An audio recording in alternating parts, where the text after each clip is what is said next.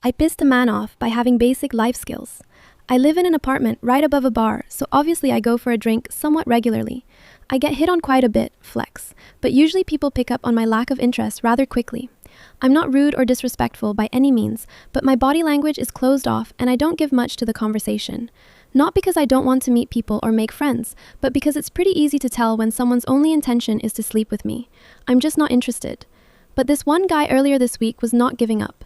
It started off fine. He was nice and just seemed like he wanted to chat.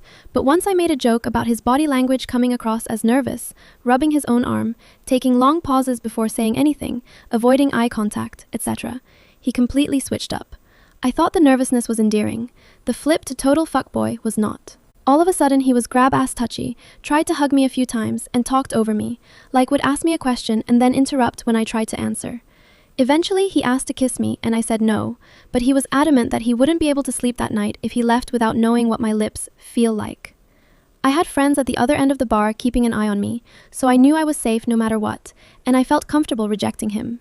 I can fully handle myself in a physical altercation, but as a rather small woman, it's always nice to know I have backup if someone takes rejection negatively. Well, my rejection consisted of him leaning in to try and kiss me, and my immediate reaction was crossing my arms to form an X in front of my face and making a very loud buzzer noise. Literally yelled, "Err." Imagine the X Factor buzzer. It was like that, and it was obnoxiously loud. Anyway, I could sense the embarrassment he felt, especially because a good majority of the bar looked in our direction when it happened, but it still didn't deter him. It wasn't until he asked me what I was doing this weekend, and I told him I was going to my parents' house to change my oil. The conversation that followed went something like this. "Why do you need to go to your parents? I can do it for you." "Because I need to use their garage." "Is your dad going to do it?" "No, I will do it myself." "Do you even know how to do it? I can help you." "Yes, I know how to do it. I don't need your help." "Oh, you're one of those hyper-independent girls who feel like they need to prove they don't need a man." Then very quietly, "Fucking feminists." I deadass started laughing because I've never had a grown-ass man get butthurt over the fact that I have basic life skills and can do bare minimum maintenance on my own truck.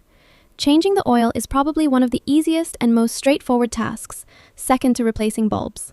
Anyways, based on the amount of times this man looked at his nails, I have a feeling that he doesn't even change his own oil.